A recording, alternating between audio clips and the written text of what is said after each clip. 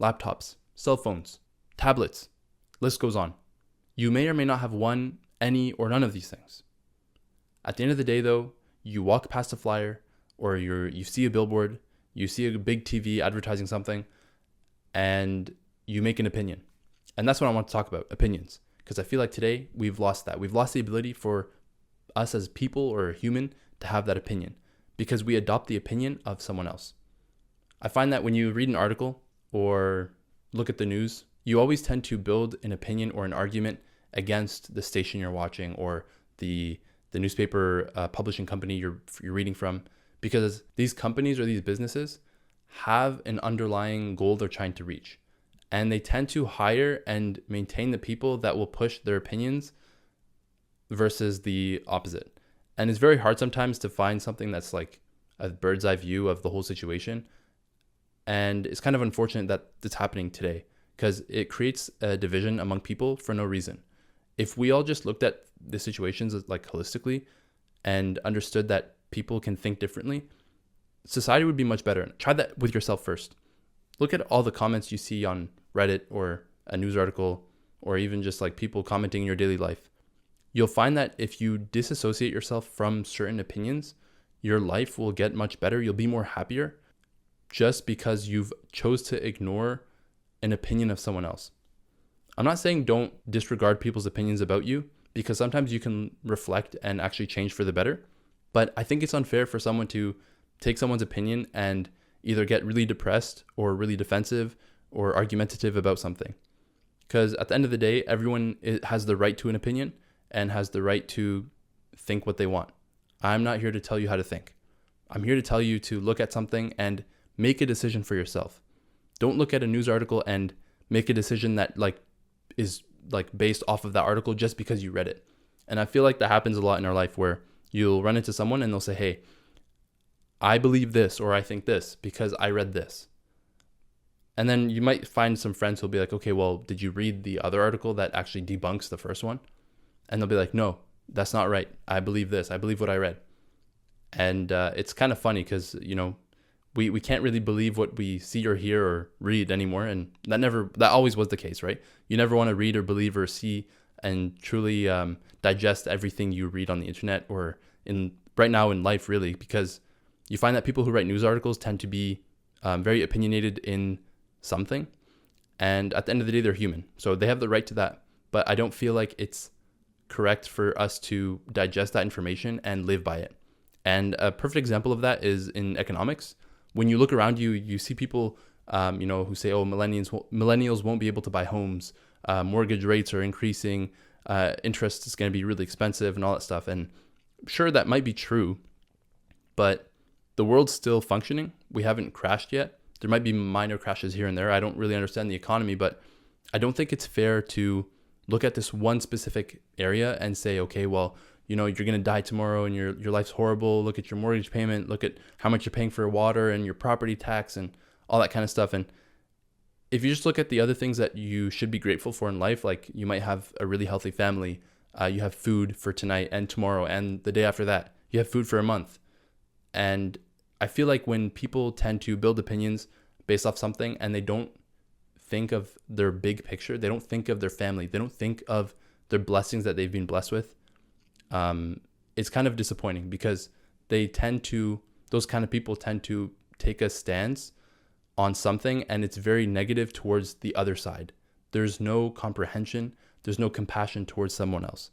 And that's something that I personally went through and I'm trying to practice even today, is that when we see something, we shouldn't get mad about it. Or when we read something, we shouldn't get mad about it because we have the ability to think. We have the ability to reject or accept something. And that's why it's really important for us to watch what we consume, because what we consume is how we think at the end of the day. And it might just even tick in your mind, even when you're trying to go to sleep and you're like, oh man, like that article I read is like really affecting me. And I feel like we need to change that. The worst place for that, I believe, is personally, I hate Reddit. Like I used to be like in uni, I used to like read Reddit a lot, all the posts, all the comments. I just open up the comment section on Ask Reddit and just find a bunch of opinions and like disagree with a bunch of them. And I just got really defensive of things for no reason. I was making an opinion based off of my own beliefs, and that's not fair to other people.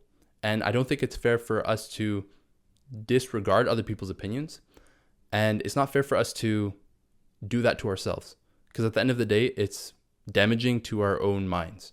We're not accepting what other people are thinking or how other people see things. Yes, have your own opinions. Yes, look at things in a bird's eye view, and you need to understand the other side. It's not about walking in someone else's shoes.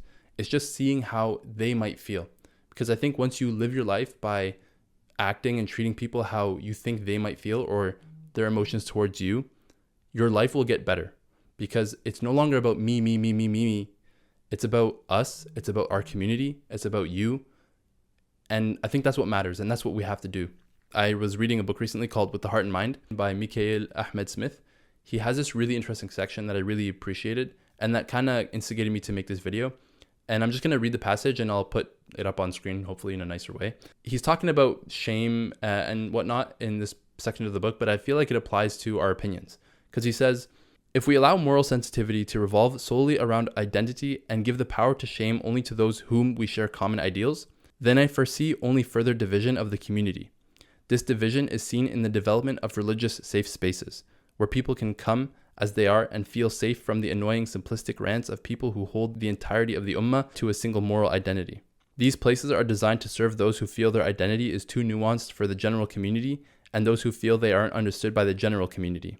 But these safe spaces will eventually reach an interesting crossroads where they too will form a common identity between members, and they too will, intentionally or unintentionally, agree upon tolerable and intolerable actions, which naturally results in moral identity-related shame. So, the very thing from which they themselves were fleeing, the individual members of these safe spaces will begin to look at themselves as an extension of the group, and they too will have shame before other members with whom they share a common identity. So after reading the excerpt, it's kind of clear that if you start making an identity and pointing a finger at others and saying, hey, you're wrong and our group is right, is that internally in that group, opinions start forming themselves.